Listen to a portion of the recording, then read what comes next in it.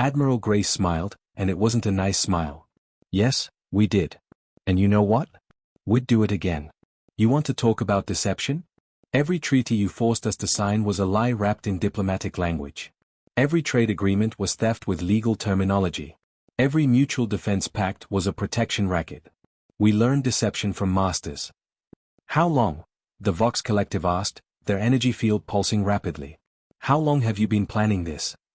Ambassador Hayes answered. Since first contact. Since the moment our first diplomatic ship was escorted to your council and we realized we weren't meeting equals. We were meeting predators who'd learned to wear civilized masks. So we put on our own mask. We let you think we were harmless while we prepared for the inevitable. He pulled up footage from humanity's archives. The first contact, nearly 200 years ago. Young, hopeful diplomats from Earth meeting the galaxy with open hands and dreams of friendship. Then the slow, painful years that followed. The demands that turned into threats. The negotiations where humanity had no real choice. The gradual understanding that the galaxy was not the utopia they'd hoped to find. Every concession you forced us to make funded our weapons development, Hayes continued. Every treaty you made us sign taught us your weaknesses. Every time you pushed us around, you were training your future enemy. You didn't conquer us. You armed us and taught us exactly how to defeat you. The silence in the chamber was absolute. The representatives stared at the footage, watching their own species' past actions through new eyes. Seeing how their standard diplomatic procedures looked from the other side. Understanding, perhaps for the first time, what they'd actually been doing. President Davis placed his hand on the data crystal containing the treaty. These are the terms. You can sign them, or we can continue the war. But understand this, if we continue fighting, we won't stop at military targets anymore. We'll dismantle your entire power structure. We'll encourage every species you've bullied to rebel. We'll share our technology with everyone you've kept under your thumb. We'll burn down the entire galactic order and build something new from the ashes. He looked at each representative in turn.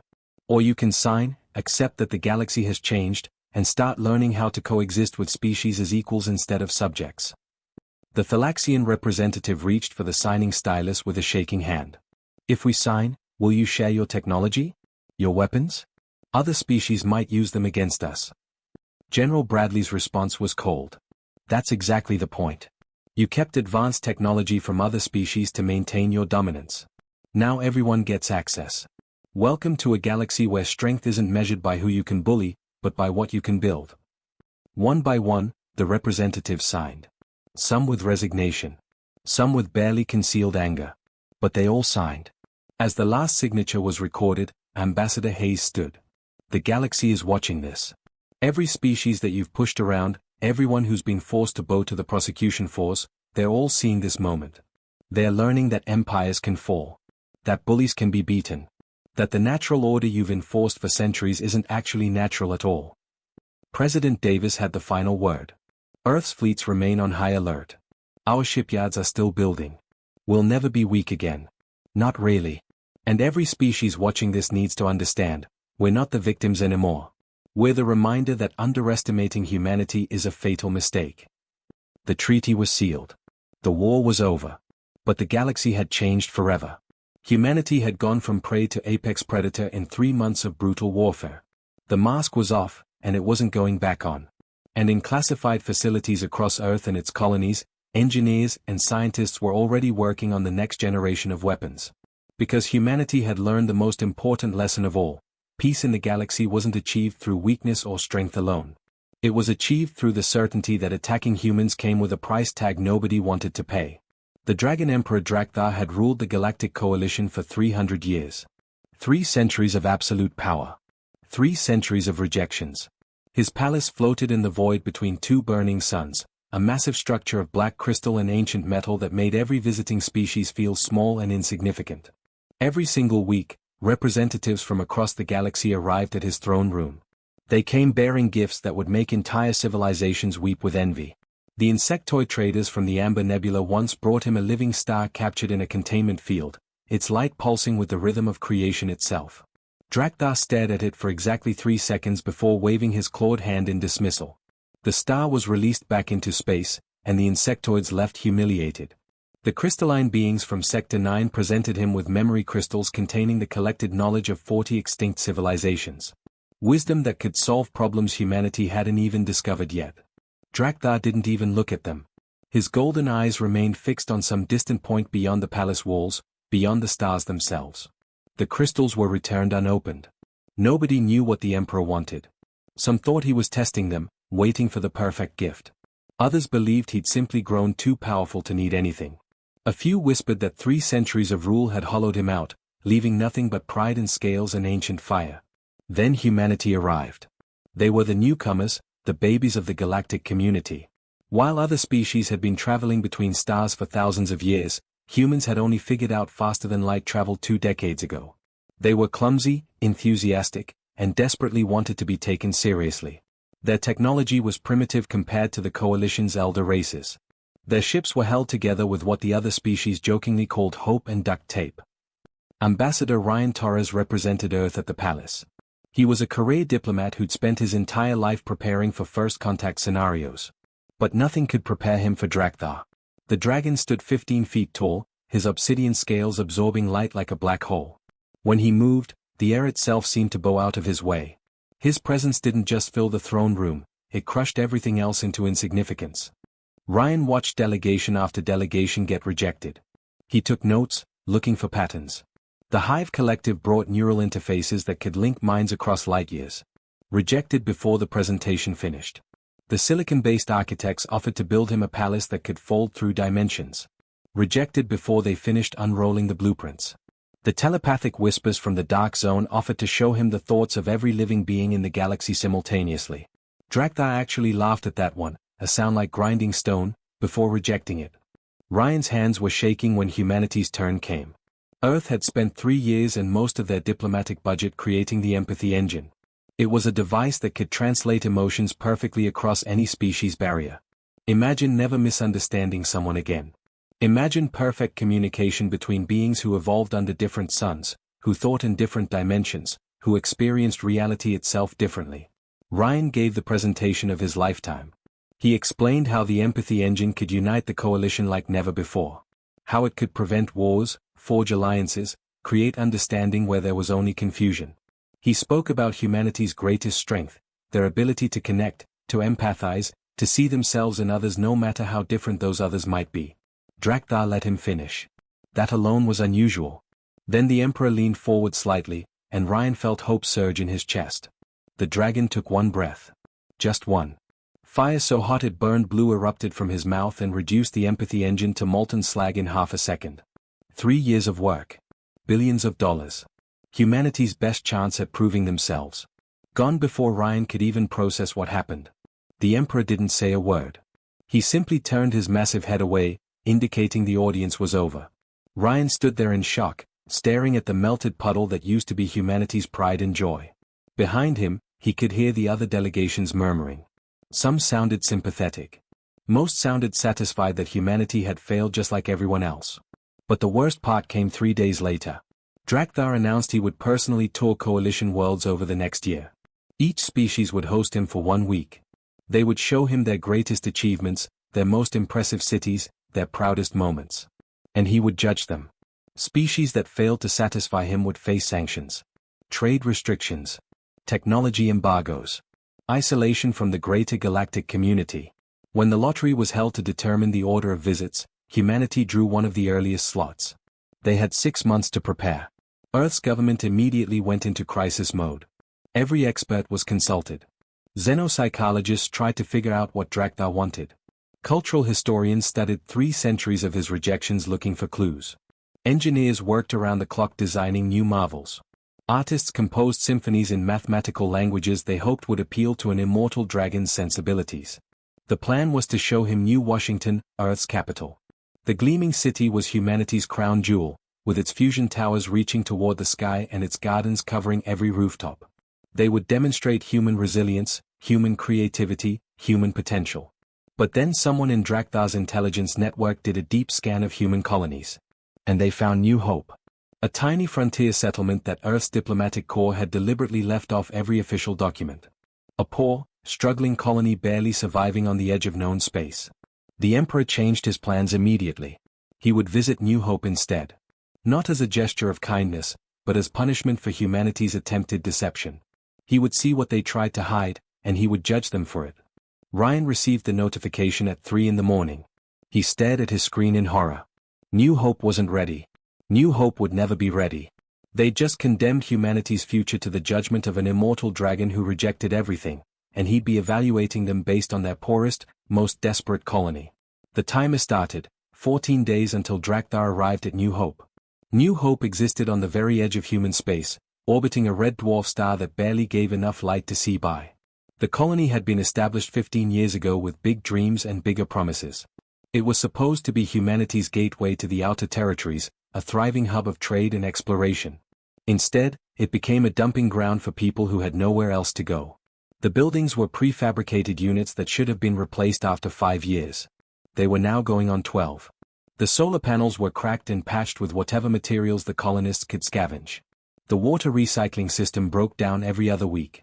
The hydroponics base produced just barely enough food to keep everyone alive, with nothing left over for luxuries like variety or taste. Nobody on New Hope had heard anything about the Dragon Emperor's tour. They were too far out, too disconnected. The communications relay that was supposed to keep them linked to Earth had failed 8 months ago, and the replacement parts were stuck in a supply chain somewhere between here and civilization. The colonists lived in isolation, dealing with their problems one day at a time, never knowing that their world was about to be thrust onto the galactic stage. 10-year-old Lily Bennett lived in the colony's only orphanage. The building sat on the eastern edge of the settlement, where the red sun's light hit first each morning. She shared a room with 7 other kids, all of them casualties of the red fever outbreak that had swept through the colony 2 years ago. The disease had killed fast and without mercy. In 3 months, New Hope lost almost a quarter of its population. Lily's parents had been among the first to go. The orphanage director, a tired woman named Beth Kowalski, did her best with almost nothing. She had no training in childcare, she'd been a botanist before the fever. But someone had to look after the kids, and she was the only one who volunteered. She kept them fed, kept them clothed, kept them alive. On good days, she even managed to keep them happy. Lily spent most of her time in the garden behind the orphanage. It was Beth's old research project, back when she'd been studying which earth plants could adapt to alien soil. Now it was just a small patch of green in a world of red dust and gray metal. 7 types of flowers grew there, each one struggling against the harsh conditions but blooming anyway. Lily had a notebook filled with drawings. She'd sketched every flower from every angle, using whatever pencils and pens she could find. Most of her paper came from the backs of old food ration wrappers, smoothed out and carefully saved. She drew because it made her feel close to her mom, who used to draw with her every evening before bed. The flowers reminded her that beautiful things could exist even in hard places. Then the message came through. The colony's governor, Jack Morrison, received the emergency transmission on the backup communications system that nobody even knew still worked. He read it 3 times, certain he was misunderstanding.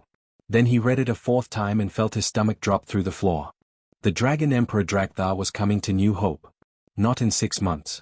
Not in 3 months. In 2 weeks. And it wasn't a friendly visit, it was a judgment. Earth's diplomatic corps explained in panicked, rushed language that humanity had tried to hide the colony from the Emperor's inspection, and he'd taken it as an insult. He was coming specifically because they'd tried to keep him away. Jack called an emergency meeting.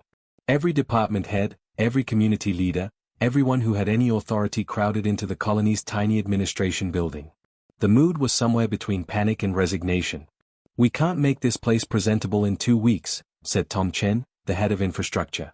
"Half our systems are held together with wire and prayers. Our best building is the one that only leaks when it rains." "What about the hydroponics?" someone asked. "We're growing enough food to not starve. That's the best I can say about it." "The medical clinic. We've got equipment from 20 years ago and we're rationing antibiotics." The meeting went on for 3 hours. Every suggestion hit the same wall. They had no time, no money, no resources. New Hope was what it was, a struggling colony barely surviving. No amount of preparation would change that fundamental truth. Finally, Jack made a decision. "We're not going to pretend to be something we're not. We can't build fake monuments or hide our problems. The Emperor's going to see exactly what we are, humans doing our best with what we have. Maybe that's enough. And if it's not, then we were doomed anyway." It wasn't inspiring, but it was honest. The colony spent the next 2 weeks cleaning. Not transforming, just cleaning. They repaired what could be repaired quickly. They organized what could be organized. They made sure the streets were swept and the windows were washed and everything that could possibly work was working. Beth got her instructions from the governor personally. The emperor would tour the colony, and that included the orphanage. The kids needed to be on their best behavior. Quiet. Respectful. No sudden movements around a dragon who could incinerate them with a breath. Beth gathered the children and explained as best she could. A very important visitor was coming.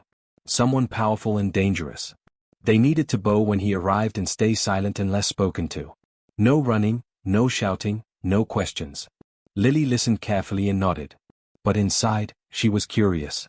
She'd never met anyone from another planet before. She'd certainly never met a dragon. The other kids were terrified, having nightmares about monsters coming to destroy their home. But Lily kept thinking about what it must be like to be 300 years old.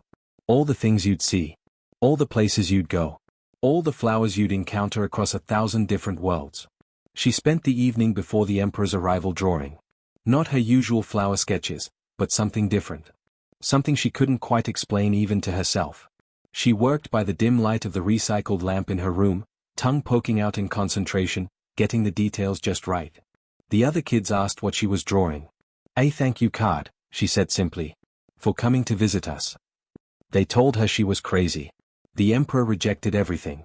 Why would he want a card from a kid? Besides, Beth said they weren't supposed to give him anything. Just bow and stay quiet. But Lily kept drawing anyway. Because her mom had always taught her that when someone took time to visit you, even if the visit wasn't going well, you said thank you. It was just good manners. And Lily figured that even dragon emperors probably appreciated good manners. She had no idea that her simple card would change everything. The next morning, the entire colony gathered as Drakthar's warship descended from the red sky like a falling piece of night. The ship was bigger than their largest building, its hull reflecting no light, as if it were a hole in reality itself. When the landing ramp extended, every human held their breath. The Dragon Emperor had arrived. The warship's ramp touched the dusty ground of New Hope with barely a whisper. Then Drakthar emerged, and the entire colony understood for the first time what the word dragon truly meant. He stood 15 feet tall, but somehow seemed larger. His obsidian scales caught the red sunlight and swallowed it whole, making him appear as a moving shadow given form. Each step shook the ground slightly, not from weight but from sheer presence. His golden eyes swept across the assembled colonists, and everyone felt simultaneously seen and judged. Behind him came his entourage, advisors from a dozen different species, recorders documenting everything, critics whose job was to find fault in whatever they witnessed. Governor Jack Morrison stepped forward, his prepared speech dying in his throat. What do you say to a being who has rejected the finest offerings of 1,000 worlds? How do you apologize for your colony's poverty when it's laid bare for everyone to see?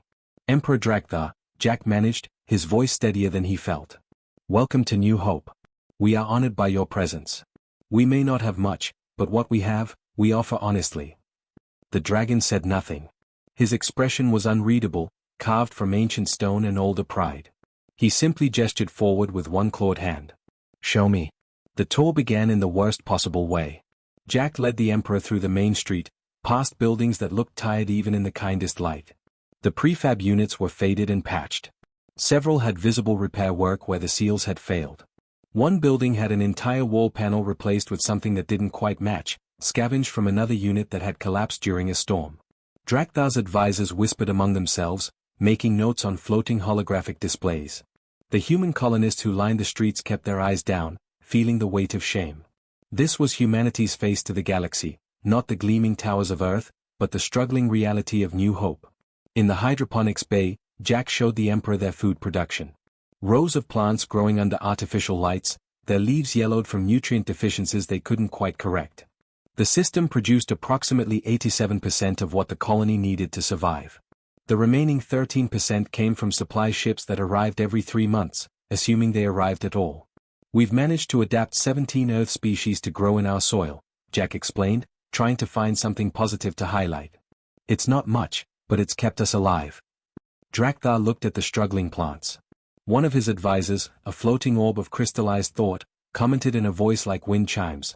The Verdant Collective could terraform this entire world in 6 months. Why haven't they offered assistance? Jack had no good answer. The truth was that New Hope was too small, too unimportant. The major powers of the coalition had barely noticed they existed. The medical clinic was worse. Dr. Lisa Park, the colony's only physician, showed them equipment that belonged in a museum. The diagnostic scanner flickered intermittently. The surgical suite had been patched and repaired so many times that half its components were improvised replacements. The medicine cabinet was organized by expiration date because they used the oldest supplies first, always racing against time. During the red fever outbreak, we lost 237 people, Dr. Park said quietly. We didn't have the equipment to identify the pathogen fast enough. We didn't have the medicine to treat it effectively. We did everything we could with what we had, but it wasn't enough. Her voice cracked slightly on those last words.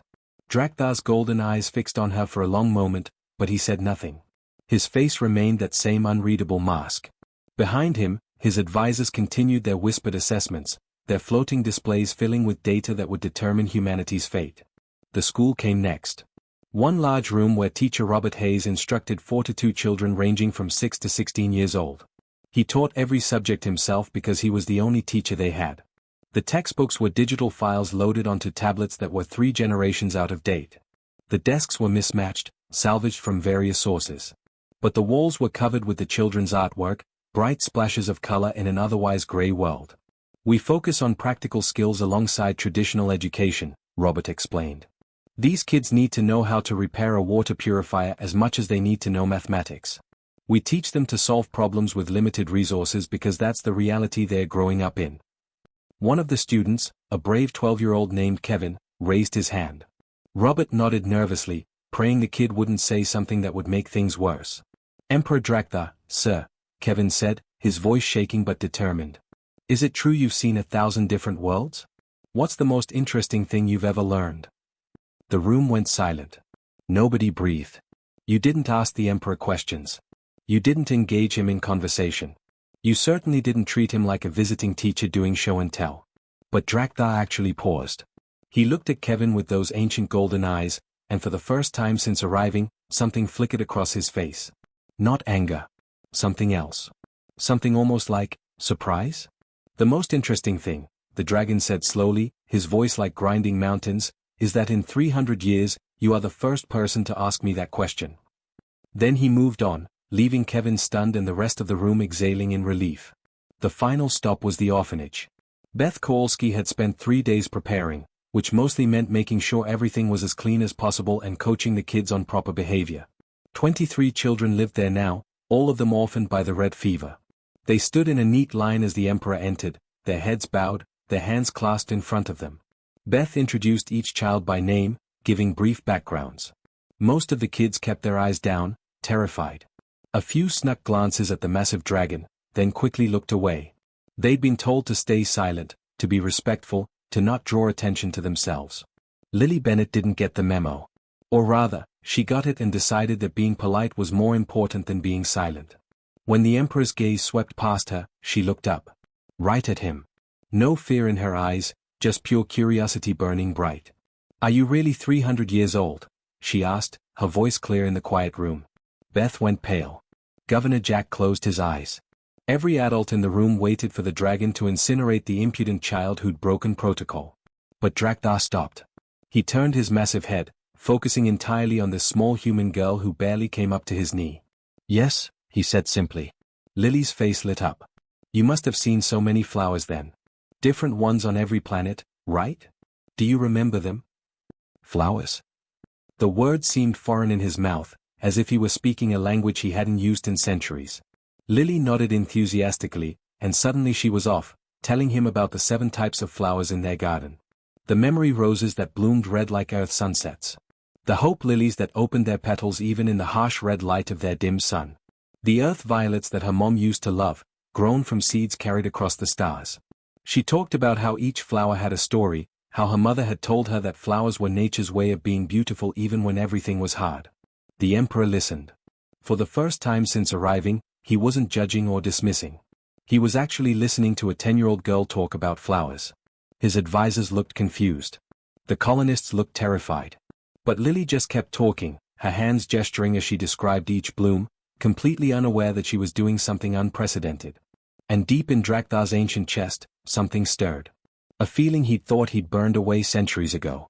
The memory of when he too had noticed small beautiful things. Before power had made him blind to everything except displays of strength. The Emperor's visit should have ended right there. Protocol demanded it. He'd seen the colony, documented its inadequacies, and made his assessment. His ship waited. The galaxy watched through broadcast feeds. Every precedent said Drakthar would board his vessel and move on to the next inspection. Instead, he did something that made his advisor's translators malfunction from shock. "I will extend my stay by 1 day," the dragon announced. "I wish to see this garden the child speaks of." The floating crystalline advisor actually sputtered, its light flickering erratically. "Emperor, the schedule can be adjusted." Drakthar's tone left no room for argument. "I will see the garden." Within minutes, news feeds across the coalition exploded. The Dragon Emperor, who had never extended a visit anywhere in 3 centuries, was staying an extra day on a human colony. Analysts scrambled to explain it. Conspiracy theories multiplied. Betting pools formed about what it meant for humanity's evaluation. On New Hope, nobody knew what to think. Governor Jack immediately worried they'd somehow made things worse. Beth felt torn between relief that the Emperor wasn't leaving angry and terror about what could go wrong in another 24 hours. The other colonists whispered nervously, trying to figure out what this meant. Lily just felt excited. Someone actually wanted to hear about her flowers. The next morning, she met the Emperor outside the orphanage as the red sun was rising. She'd barely slept, too nervous and thrilled. She wore her cleanest clothes, which still had a patched knee, and carried her notebook of drawings, just in case he wanted to see them. Drakthar arrived without his full entourage this time. Just 2 guards who stationed themselves at a respectful distance. The massive dragon looked somehow different in the morning light, less like a force of judgment and more like, well, she wasn't quite sure. Someone tired, maybe. Someone old in a way that had nothing to do with years. "Show me," he said simply. Lily led him to the garden behind the orphanage. It wasn't big, maybe 30 feet on each side, carved out of the red dust with Beth's determination and the kids' help. A short fence made from salvaged metal marked its boundaries. The soil had been mixed with nutrients they could barely afford, treated and tested until earth plants would actually grow in it. She started with the memory roses along the eastern edge. "These are for the kids who died," Lily explained, her voice soft. "During the Red Fever. We plant one for each person who didn't make it. See, that one's for Danny Williams. He was 6. And that one's for Mrs. Patterson, she ran the school before Mr. Hayes. There are 43 roses here." She touched the petals gently, showing him how each one bloomed a slightly different shade of red. "Beth says remembering doesn't have to hurt all the time. The roses help. They're beautiful, but they also have thorns, you know? Like memories.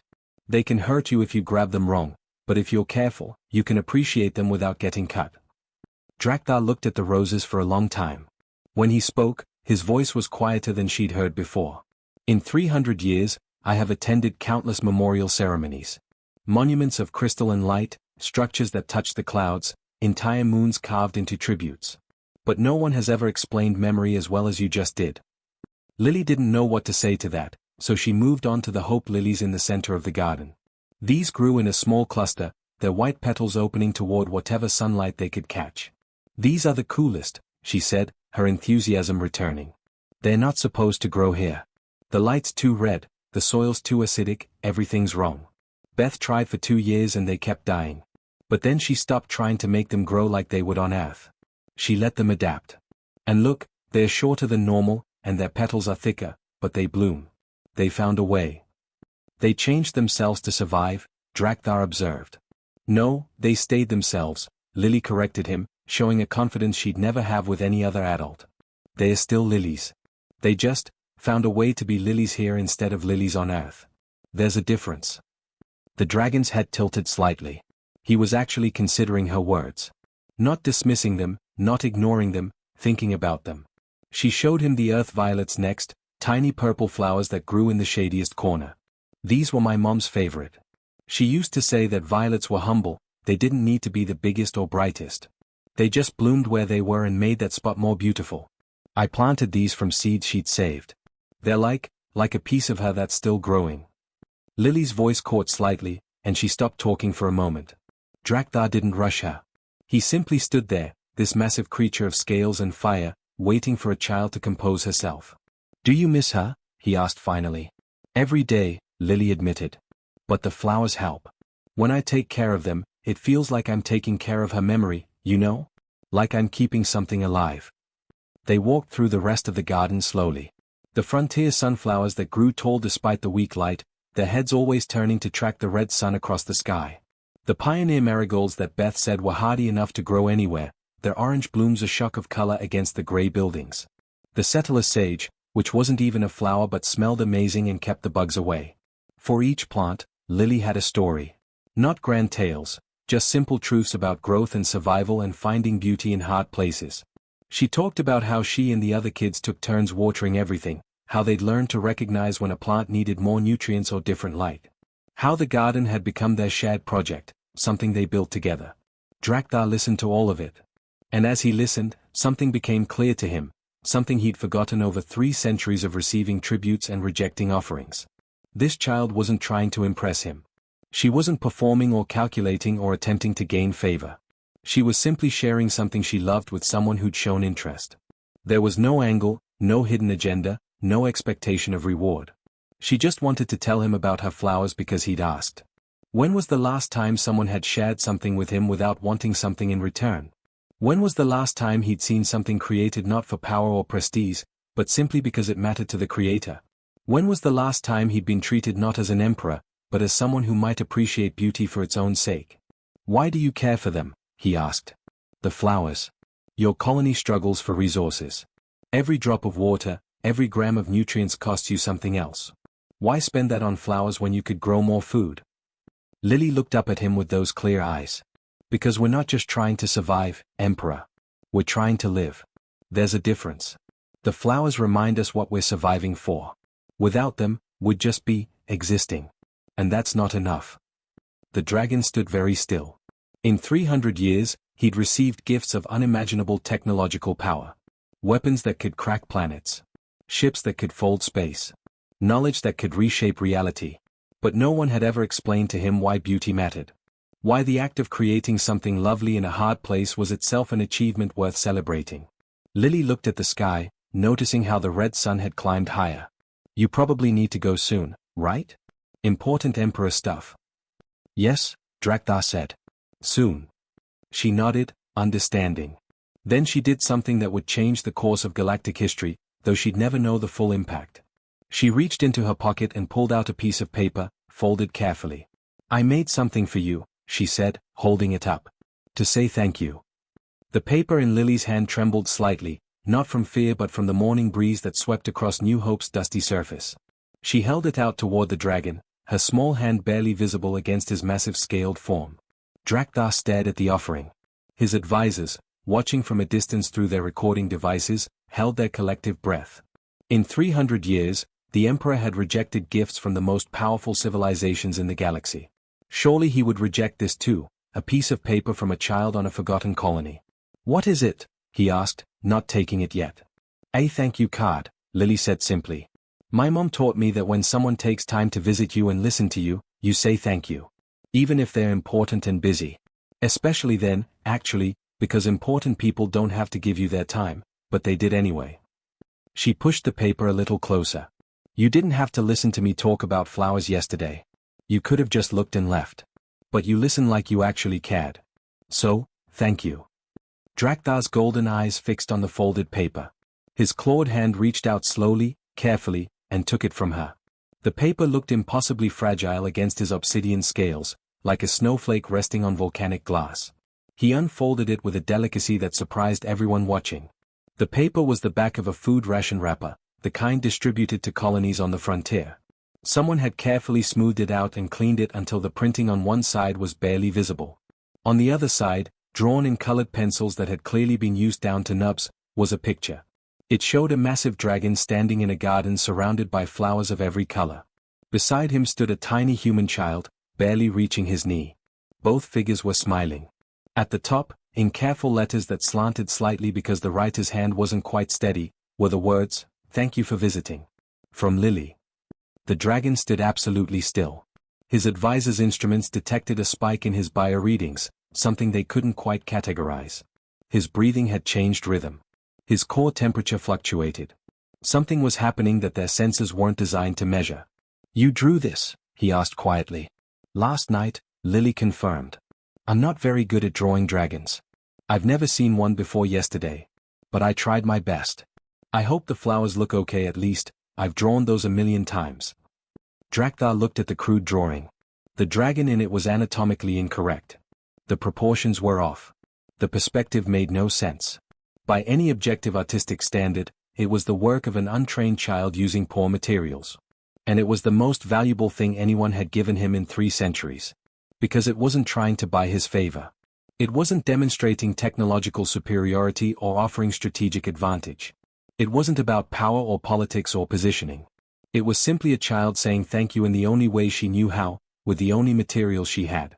I accept your gift, Drakthar said, his voice carrying a weight that made Lily stand a little straighter, though she didn't understand why. The words rippled across the galaxy at light speed. News feeds exploded. The Dragon Emperor had accepted a gift. For the first time in living memory, he had accepted something offered to him. Governments scrambled to understand the implications. What did this mean for the human evaluation? What had this colony done that thousands of others had failed to do? But on New Hope, Lily just smiled. Really? You like it? I will treasure it, the Emperor said, and something in his tone made it clear this wasn't diplomatic politeness. He meant it. He carefully folded the paper again, and one of his guards immediately produced a stasis container, a small device that would preserve the drawing in perfect condition indefinitely. The crude picture on recycled wrapper paper was sealed as if it were an ancient manuscript worth billions. Drakthar looked down at Lily one more time. You have given me something I thought was lost. You have reminded me of what I had forgotten. That is a gift beyond price. Then he boarded his ship and departed, leaving the colonists of New Hope confused and hopeful and uncertain about what had just happened. The Emperor returned to his palace in orbit around the twin suns. His advisors prepared reports, drafted assessments, compiled data about humanity's evaluation. But Drakthar ignored all of it. He went to his private chambers, rooms that no one else had entered in 50 years, and placed the stasis container on a pedestal where he could see it every day. 4 hours, he stood there looking at the drawing. A dragon in a garden. A child beside him. Both of them belonging there, surrounded by beauty that existed simply because someone cared enough to make it exist. 3 days later, he made an announcement that shocked the coalition. New Hope would receive a full medical facility with cutting-edge equipment. Agricultural technology that would triple their food production. Funding to repair every building and upgrade every system. Resources to expand the orphanage into a proper school with multiple teachers and everything the children needed. But more than that, he established something called the Garden Initiative. Every colony in coalition space, no matter how remote or poor, would receive support to create and maintain spaces of beauty. Not for strategic value. Not for economic benefit. Simply because beings needed beauty to truly live, not just survive. Other species watched in amazement as the Emperor who had spent 3 centuries rejecting everything suddenly began accepting certain gifts again. But not technology. Not weapons. Not displays of power. A poet from the Centauri system presented him with a hand-bound book of verses about loss and hope. Accepted. An engineer from the Silicon colonies offered a sculpture made from recycled ship parts, representing the concept of renewal. Accepted. A crystalline child gave him a drawing of their family constellation. Accepted and displayed alongside Lily's picture. The Dragon Emperor had changed. Not suddenly, not completely, but genuinely. He began listening to presentations instead of dismissing them immediately. He asked questions about the beings behind the offerings, not just the offerings themselves. He started to see the galaxy not as a collection of subjects to be ruled, but as a community of beings all trying to find meaning in their existence. Humanity's evaluation was upgraded to the highest category. Not because they'd impressed him with their achievements, but because they'd reminded him of something essential. That value wasn't measured in power or prestige, but in the small acts of genuine connection that made existence meaningful. Ryan Torres, watching all this unfold from Earth, could barely believe it. They'd sent their greatest technology and had it incinerated. Then a child gave the Emperor a crayon drawing on trash, and suddenly humanity was the coalition's success story. It made no sense according to any diplomatic model they'd ever studied. But it made perfect sense to anyone who understood what Drakthar had actually been searching for during 3 centuries of rejections. He hadn't wanted their best technology or their greatest achievements. He'd wanted to know if anyone still saw him as more than an emperor. If anyone could look at a being of immense power and see not what he could do for them, but simply see him. Years passed. The Dragon Emperor's reign became known as gentler, wiser.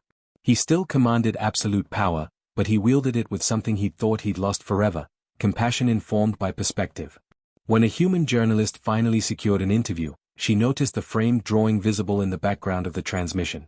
She asked about it, and Draktar's expression softened in a way that his oldest advisors still found startling. "That is from a child named Lily Bennett of New Hope Colony," he explained. "She drew me standing in a garden, surrounded by flowers.